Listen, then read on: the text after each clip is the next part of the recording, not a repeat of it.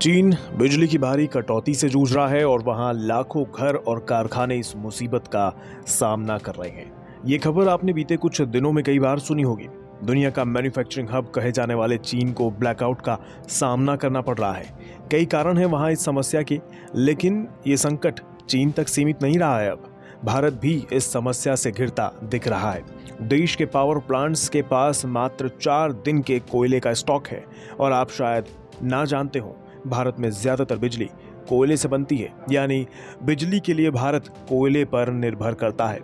आज की चर्चा हम इसी मुद्दे पर करेंगे और जानेंगे कि क्या कारण है बिजली के इस संकट का और क्या आम लोगों पर भी इसका असर पड़ने वाला है। वैसे डरिए मत, चीन ने कोरोना के जैसे बिजली संकट को हम तक नहीं भेजा है, लेकिन दोनों देशों के इस संकट के पैदा होने का कारण एक जैसा ही है। क्या है समस्या, पहले ये जानते हैं। दरअसल बिजली उत्पादन के लिए पावर प्लांट्स के पास कोयले का स्टॉक काफी कम रह गया है। देश में लगभग 70% बिजली कोयले से बनती है, यानी बिजली के लिए हमारी निर्भरता कोयले पर ज्यादा है। लेकिन समस्या ये है कि कोयले के अहम उत्पादन केंद्र झारखंड के धनबाद में पिछले महीने मूसलाधार बारिश होने से हालात खराब हो गए हैं। आपको बता दें, भारत की लगभग 3/4 कोयले की जरूरत घरेलू खानों से ही पूरी होती है, लेकिन भारी बारिश के चलते खानों में और ट्रांसपोर्ट के रूट्स पर पानी भर गया है। अब इससे हो क्या रहा है?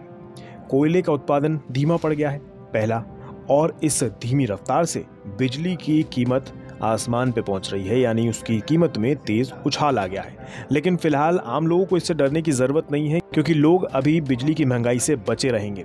क्यों? क्योंकि घरेलू उपभोक्ताओं को अगले कुछ महीनों तक ज्यादा दाम बिजली के लिए नहीं चुकाने पड़ेंगे, लेकिन ऐसा नहीं है कि आप इससे बचे रहेंगे। फिलहाल बिजली तभी महंगी होगी जब डिस्ट्रीब्यूशन कंपनियों को दाम बढ़ाने के लिए रेगुलेटर की मंजूरी मिलेगी। वैसे बिजली महंगी हो चाहे ना हो देखा जाएगा, लेकिन अगर बिजली ना हो तो क्या होगा?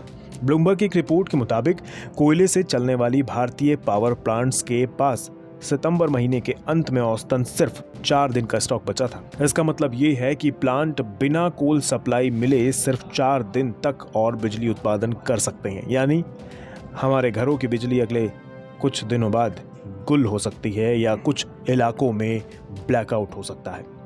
ये पिछले कई सालों का निचला स्तर है। अगस्त महीने की शुरुआत में इन प्लांट्स के पास औसतन 17 दिनों का कोयला भंडार था। ये आंकड़े इसलिए भी परेशान करने वाले हैं क्योंकि देश की 70% बिजली कोयले से चलने वाले इन्हीं पावर प्लांट्स के जरिए बनती है।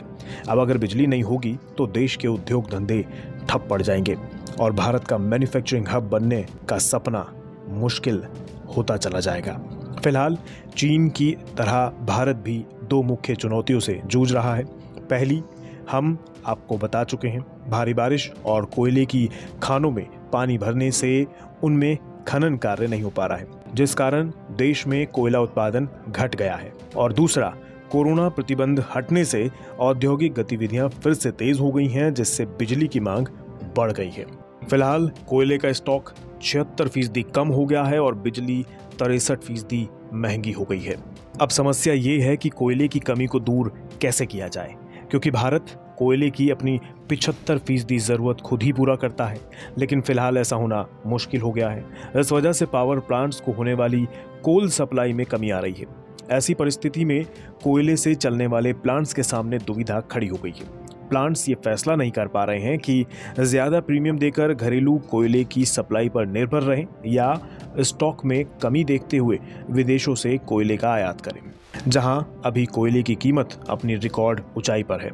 फिलहाल बारिश के चलते पावर प्लांट्स को रोज 60 से 80 हजार टन कम कोयला मिल रहा है। देश में इस समस्या का निदान अक्टूबर के दूसरे हफ्ते तक हो पाएगा, क्योंकि तब तक ही कोल इंडिया पावर प्लांट्स में जरूरत भर का कोयला मुहैया करा पाएगी, लेकिन स्टॉक को पुराने लेवल पर लाने में अभी वक्त लगेगा।